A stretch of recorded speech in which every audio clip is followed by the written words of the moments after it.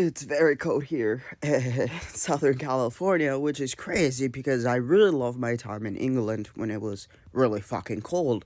But apparently, I don't know, climate change. I'm not smart in science, so you tell me. But today's video is what? To calm anxieties. Specifically, I trust me, I understand how impatient we are in regards to we want it done yesterday, right? And it's also very possible what I tell everyone that decorum will win.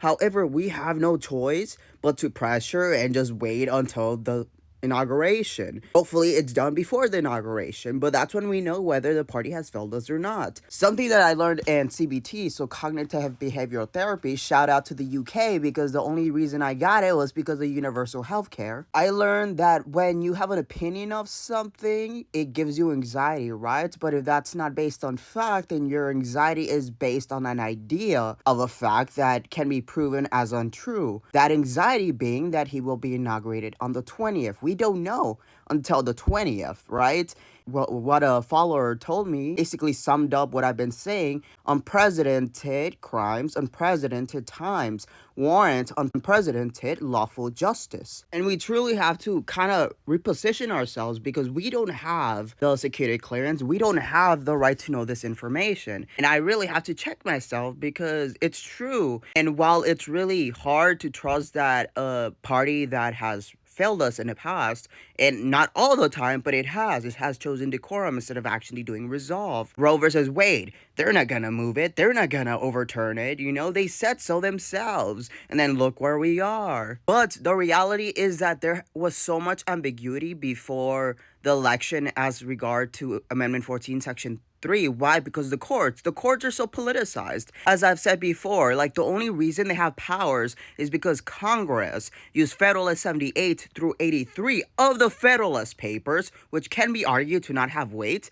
But if the courts went up and said, well, Federalist 9 and 10 on the insurrection don't have weight in the United States, then neither do Federalist 78 and 83, therefore nullifying their own powers because they don't have any because Article 3 of the Constitution is incomplete, right? So Congress creates actual structures for courts, and Congress is supposed to kind of check the courts, and the courts are supposed to check Congress. But how is that going to be done when the courts are above the Constitution because they're not in the Constitution? When you look at Article 3, they talk about good behavior. Congress has said that that's for life.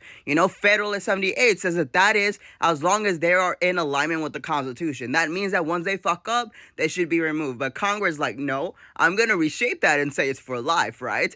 This is the truths. These are the avenues. And these are things that we will fix in the future. But right now, I need you to understand that while there's a lot of things to criticize, there's also importance in focusing on the now. There's a difference between fact and opinion. And our opinion that he will be sworn in on January 20 isn't true until January 20 happens, right?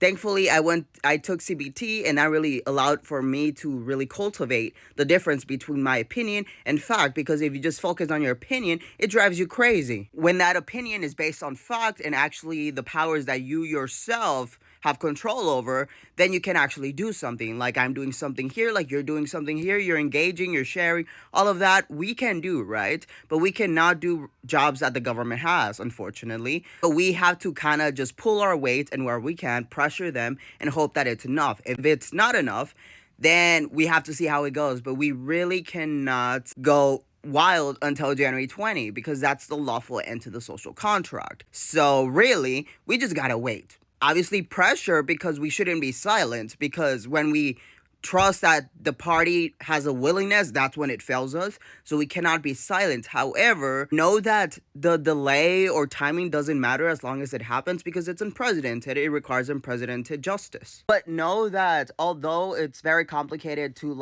mass protest as Americans, mostly because we don't have that urgency. I made a video about it that will be attached to the description. We don't have an urgency because geographically we're so safe, right? So we have to find new methods, innovative methods, in order to push this.